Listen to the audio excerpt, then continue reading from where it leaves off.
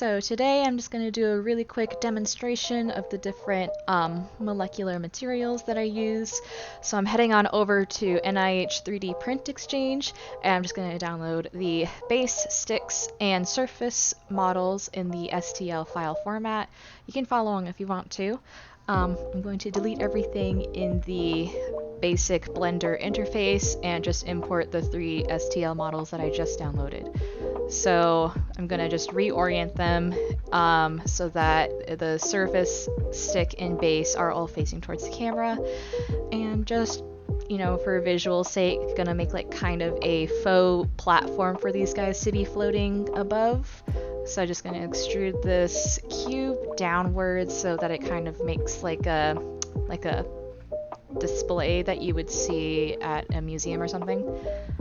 I'm going to finish setting up the rest of the scene so that we have a little bit of context before I actually start to, you know, apply the materials to each of these different models.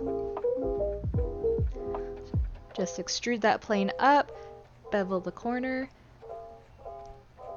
add different segments. And here I'm going to use the array modifier so that I can create my 5 different materials to demonstrate. So I'm just going to space them out appropriately, just whatever visually looks good. There's no set number that I'm going to use. In fact, the numbers vary between the different models based off of their different size, so I'm just finagling around until I get the approximate distance to be the same between each of the models. So here I'm just beveling the sides of the display just to give it like a more aesthetic look, in my opinion. I'm going to add in HDRI, and I'm going to add in some resources in the description below that points to where you can get free HDRIs for scene setup. It gives it more like complex lighting, and it makes the scene look a little bit more realistic. So change the engine over to cycles. I'm going to lower down the render sample size so that it doesn't take forever for each individual image to be rendered. And I'm going to set up the camera so that it can capture each of the individual materials by the time that I want to display all of them at the very end. So this is just scene setup. We're not actually applying the materials at this very moment. So I'm making all of those arrays, those array modifiers applied, separating each of the objects by separate pieces in edit mode, and I'm going to be creating different collections that will contain each set in accordance to their material description. So just like a little bit of a spoiler, we have a glassy material, a glossy material, a metallic material, a plasticky, and then we also have a rough one that we're going to be creating. So this first one is going to be our glassy material. So what I do, and there are many different ways that you can create glass, is I create 3 different glass nodes, and I have 2 mix shaders that I use or add shaders that I use in between all of these so that they can add on top of each other. That's not the end of it, because we are going to want to change the colors of each of these glass nodes. So you can go in whatever pattern you want. Here I believe I do red, then green, and then blue. And then after I add the colors, I'm going to slightly change the index of refraction so that they're offset a little bit, and it gives a little more of a stylized glassy look. In these in particular, I believe I changed them by 0.02 so that there's a little bit of like a fun dispersion effect. I'm going to apply this effect and material over to the other 2 models that we've put into this collection. And just for further styling, I added a kind of marbly texture to all of the cubes at the very bottom.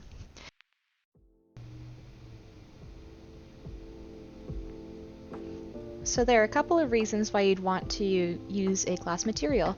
The first of which is that it can be interpreted as a liquid. It can also be interpreted as colorless if you wanted to go with the red, green, blue approach and make sure that it comes out as being colorless. And the third of which is that the molecule itself can be interpreted as interacting differently with light. All right, let's move on to our next material. It's going to just be a regular degular glossy material with a couple of other nodes to add in a little bit of visual interest. So add in a glossy BSDF and 2 RGB color wheels here. Import a mix shader and also, surprisingly, add in a glass material as well.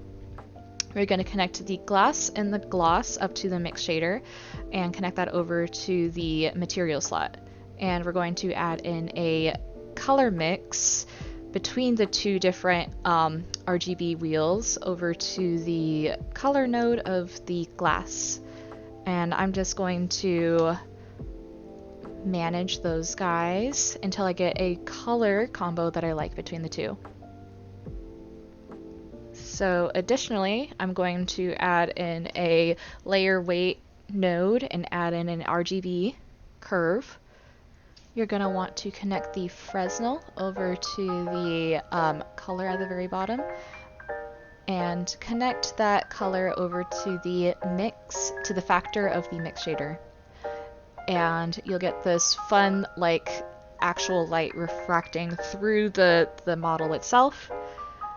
And from there, I'm just going to finagle around with the colors until I get something that I personally like, but you can do whatever you want with your glossy material as you wish. So this is just the very basic setup. It's very bare bones, but you still have a fair amount of control over how you want your material to look at the very end of the day.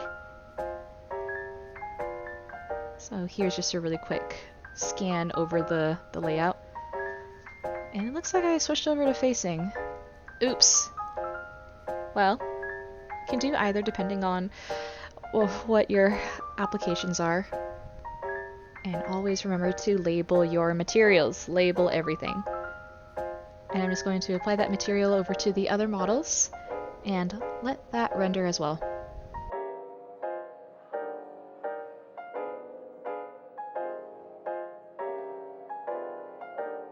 So there are a few reasons why somebody might want to use this glossy material.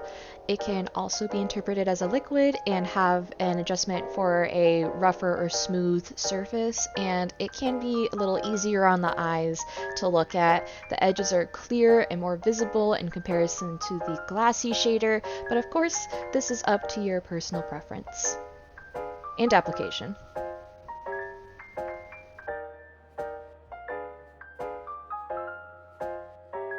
So for this next one, it's just going to be a straight metallic material. Go over to the principled BSDF, turn that metallic feature all the way up to 100%, 90%, whatever you're feeling. Adjust the roughness, adjust the clear coat as you want, and I initially started this material off with like a pink, but I wanted it to be more distinct from the previous glossy material. So eventually I go back after assigning that same material to the other 3 caffeine molecules, and I adjust it from like green until I settle onto just like the very stereotypical gold.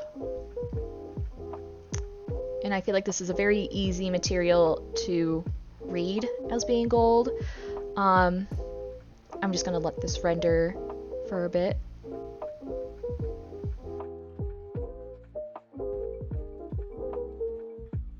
There are several reasons why somebody would want to use a more metallic surface. The first would be that it can be interpreted as literally being a metal surface. The roughness can also be adjusted, and it is quite easy to distinguish edges. You don't have the problem of viewing the volume of the molecule itself. You're only worried about looking at the surface.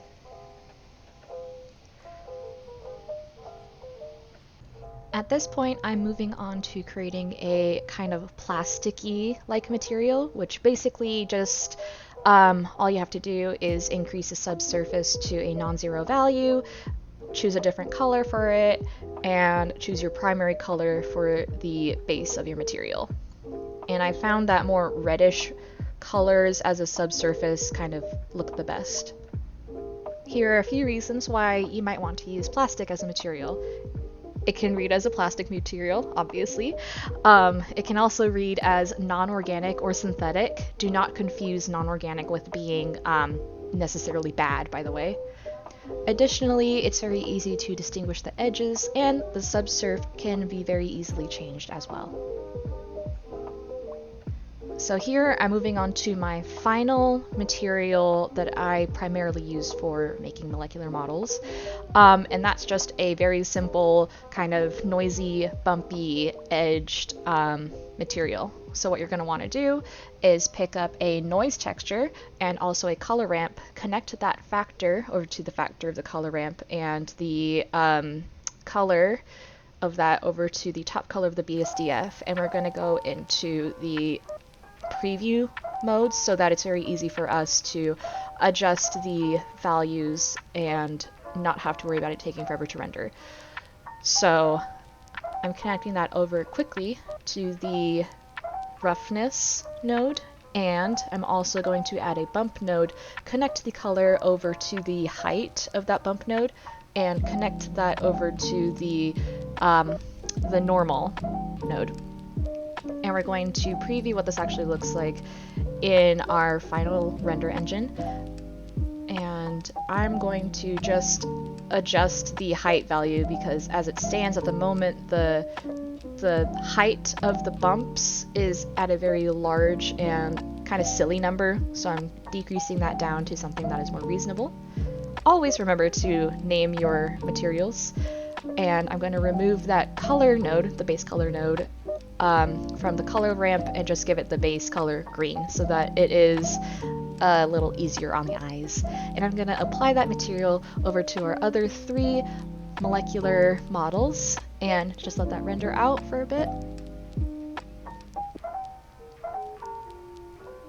It takes a while to render, and this is even sped up, I believe, so have at it, have fun when you get to this part. Just brew yourself a cup of tea or something. Now here are a couple of reasons to use bump. It can be interpreted as a more organic kind of material, and it can also be interpreted as like an abiotic kind of material. And when I say that, I mean something kind of like burlap or stone or gravel or something that you wouldn't necessarily see like on a living thing. And here is a video of all of the materials all together, compiled in one. So I hope this is helpful. I hope this served as a good jumping off point for any new scientists or artists who want to depict molecular models in Blender. Certainly there are countless different ways that you can depict your molecular models. But at the end of the day, always remember to keep it clean, keep it simple, so as not to muddle the message of whatever you're trying to teach or get across to your audience. So I'm going to leave a list of linked resources in the bio of this video so that anybody who wanted to follow along can. And yeah, that's it. That's the video. Thank you. Thank you for tagging along with me. Have a good day. Bye bye.